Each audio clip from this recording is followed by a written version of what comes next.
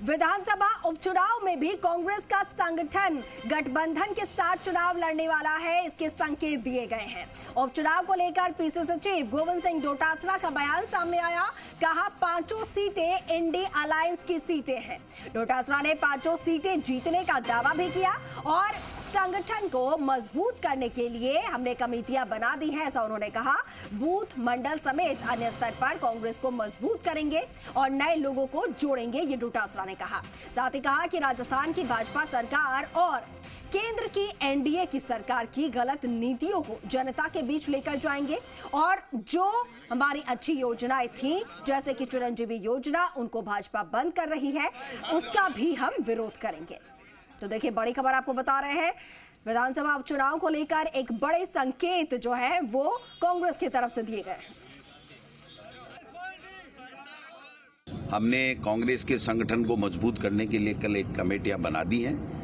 कांग्रेस के संगठन को वहां पर ब्लॉक, बूथ, मंडल लेवल उसके ऊपर मजबूत करेंगे, नए लोगों को जोड़ेंगे जो हमारी विचारधारा में विश्वास करते हैं और इस बीजेपी की सरकार राजस्थान की और एनडीए की सरकार दिल्ली की जो गलत नीतियां हैं उनको लोगों को बीच में लेकर के जाएंगे।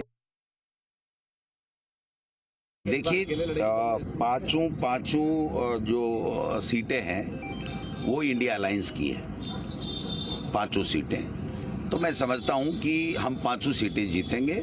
हमने कांग्रेस के संगठन को मजबूत करने के लिए कल एक कमेटियां बना दी हैं। कांग्रेस के संगठन को वहां पर ब्लॉक, बूथ, मंडल लेवल उसके ऊपर मजबूत करेंगे, नए लोगों को जोड़ेंगे। 14 मुकदमे जिस व्यक्ति के ऊपर हो, आपराधिक रिकॉर्ड हो, कायदे से तो हिस्ट्री शीट खोलनी चाहिए उनके खिलाफ। क्यों नहीं खोल रहे, मेरे समझ से परे है। हाई कोर्ट में उन्होंने अपने गिरफ्तारी के ऊपर स्टे ले रखा है। वो हाई कोर्ट में हम कांग्रेस पार्टी की तरफ से प्रयास करेंगे कि हाई कोर्ट जल्द सुनवाई करके और उस स्टे को हटाए जिससे वो जेल के सलाखों के पीछे हों। ऐसे व्यक्ति को शिक्षा मंत्री बना करके आरएसएस और भारतीय जनता पार्टी ने अपनी मानसिकता का परिचय दिया है कि हम किस तरीके के लोगों से यहाँ पर शासन करना चाहते हैं।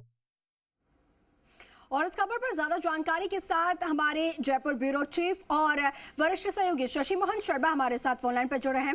शशि, कांग्रेस की तरफ से संकेत दे दिया गया है कि कांग्रेस गठबंधन के साथ इस विधानसभा उपचुनाव में उतरने जा रही है। अब ऐसे में कांग्रेस को, इंडी गठबंधन को तो मजबूती मिलेगी ही, लेकिन भाजपा के लिए फिर कितनी बड़ी चुनौती यहां पर हो जाएगी?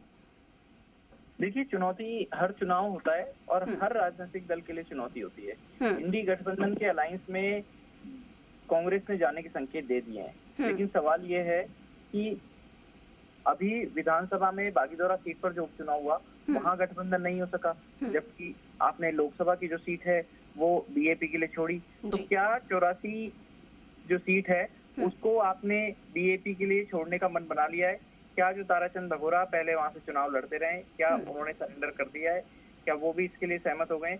और इसका मतलब नागौर की जो खींवसर सीट है वहां भी कांग्रेस अपना प्रत्याशी नहीं खड़ा करेगी। हालांकि कई बार ऐसा होता है कि ये फैसले पार्टी में आम राय करके लिए जाते हैं, लेकिन पार्टी के अध्यक्ष को सर्वे सर्वा माना जाता है और जब अध्यक्ष ने बात कही है तो किसी आधार पर कही होगी। ऐसा लग रहा है कि कांग्रेस में वरिष्ठ नेताओं की आपस में पहले ही इस बात पर चर्चा हो चुकी है और नेताओं की सहमति के चलते गोविंद डोटासरा का यह बयान आया है। जी, ठीक है शशि मोहन, बहुत शुक्रिया आपका जानकारी साझा करने के लिए। तो देखिए, कांग्रेस की तरफ से संकेत दे दिए गए हैं कि विधानसभा में 5 सीटों पर जहां पर उपचुनाव होने हैं वहां पर इंडी गठबंधन साथ में चुनाव लड़ने वाला है।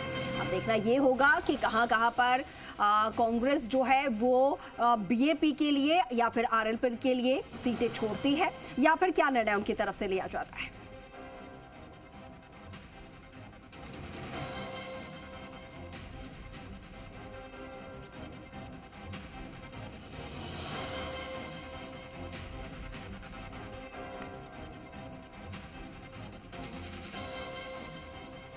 तो तस्वीरें आपको दिखा रहे हैं गोविंद सिंह डोटासरा, जिन्होंने ये संकेत दिया है कि गठबंधन के साथ ही, इंडी गठबंधन के साथ ही विधानसभा उपचुनाव में उतरने जा रहे हैं और इस दौरान उनका स्वागत भी किया गया, जिसकी तस्वीरें आपको दिखा रहे हैं।